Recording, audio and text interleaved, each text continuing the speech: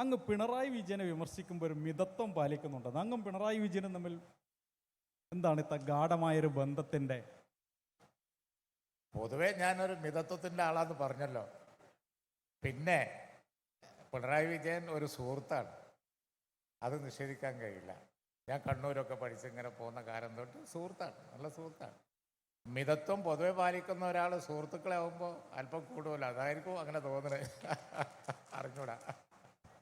ഇപ്പം എൻ്റെ മറ്റൊരു സംശയമാണ്, 1982 സാഹിബ് നിയമസഭയിലേക്ക് ആദ്യം എത്തുന്നത്.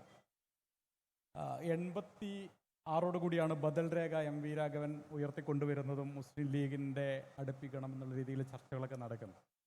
ഇപ്പോൾ ഒരു 50, 60, 40 വർഷം പിന്നിടുമ്പോൾ അതേ ലീഗ് ഇടതുപക്ഷത്തിൻ്റെ, പ്രത്യേകിച്ച് CPIഎമ്മിൻ്റെ ഏറ്റവും പ്രധാനപ്പെട്ട ശത്രുവാണ്. അന്നത്തെ ചർച്ചകൾ ഓർമ്മയുണ്ടോ? അന്ന് ഈ ബദൽ രേഖയുമായി ബന്ധപ്പെട്ട ചർച്ചകളിൽ എന്തെങ്കിലും പാർട്ടി CPIഎം മുസ്ലിം ലീഗുമായി ചർച്ച നടത്തിയിരുന്നോ? അല്ല, അന്നത് വലിയ സംവാദം തന്നെ ആയിരുന്നു. കാരണം അവരുടെ പാർട്ടിയിൽ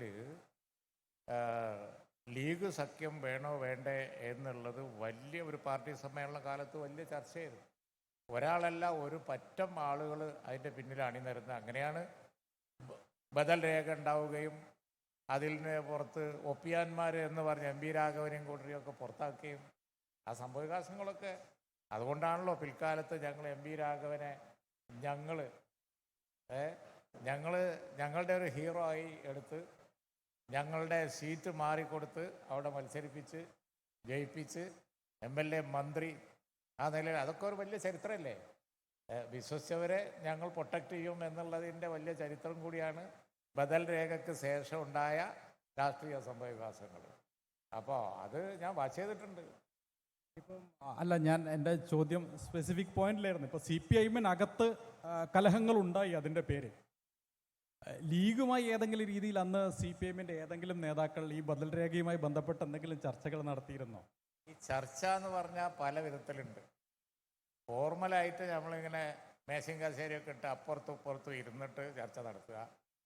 അവിടുന്ന് ഇവിടുന്നൊക്കെ കാണുമ്പോൾ അനൗദ്യോഗികമായിട്ട് ഇൻഫോർമലായിട്ട് ചർച്ച നടത്തുക, ഇങ്ങനെയൊക്കെ ഉണ്ട്. അതുകൊണ്ട് ആ കാലത്ത് ആശയവിനിമയങ്ങളൊക്കെ നടന്നിട്ടുണ്ട്. അതുപോലെ പിൽക്കാലങ്ങളിലും നടന്നിട്ടുണ്ട്.